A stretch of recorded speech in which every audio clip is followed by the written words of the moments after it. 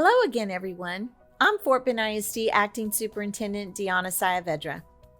Let me start by saying congratulations to Pasha Goodman, who at the board's special meeting on Wednesday was approved by trustees as the district's new Director of Teacher Development.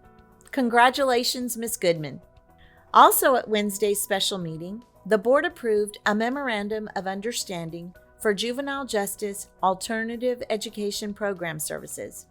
As the largest school district in the county, Fort Bend ISD is the designated education provider for students in the juvenile justice system.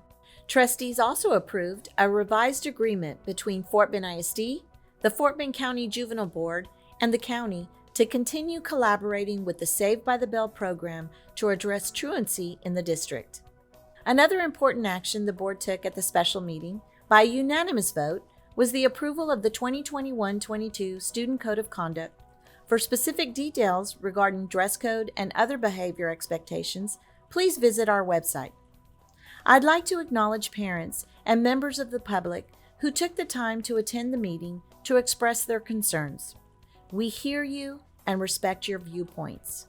In accordance with Governor Greg Abbott's executive order that took effect in June, students, staff, parents, and visitors will no longer be required to wear masks in schools or in district buildings. However, any individual may wear a mask if they choose to do so. Personal choice about mask wearing is always to be respected by everyone. Face coverings protect the wearer and significantly reduce the risk of spreading COVID-19 to others. Guidance from the CDC, as well as local and state health agencies, recommends that people wear facial coverings whether you are vaccinated or not. I understand that some of you feel anxious about having your children back in the classroom. I assure you, safety and health are always of the utmost importance to us. Our safety protocols include extensive practical actions such as frequent cleaning and disinfecting our schools and buildings, facilitating regular hand washing and sanitizing, social distancing 3 feet when possible, and avoiding physical contact. Additionally, as always, students and staff are instructed to stay home when feeling ill. Persons who test positive for COVID or have been exposed to someone who tested positive must quarantine at home. Likewise, a student at school who shows symptoms of being ill will be sent to the nurse's office for immediate evaluation. Additionally, we are reminding our community to practice healthy habits such as exercising, drinking plenty of water, eating nutritious foods, and getting adequate sleep.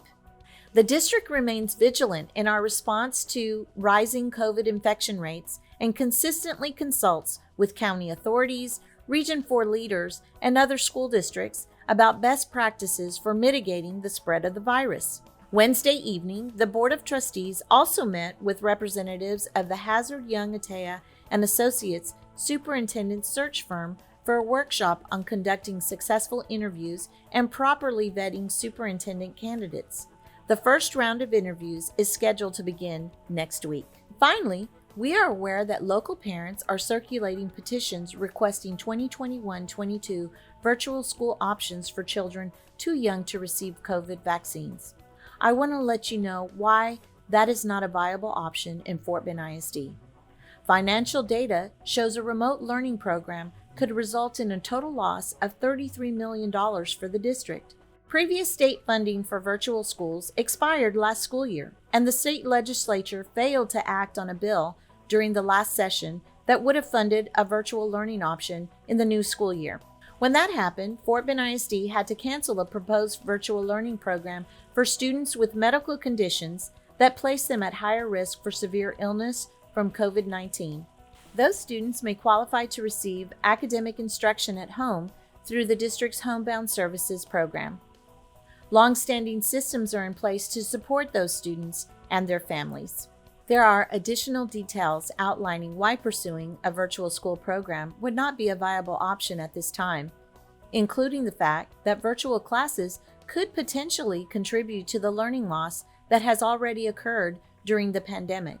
I invite you to visit the district website for a detailed article on the factors that guided our decision. Please know that Fort Bend ISD will continue to monitor data and state-level changes associated with funding for virtual instruction and revisit or adjust plans should the need arise.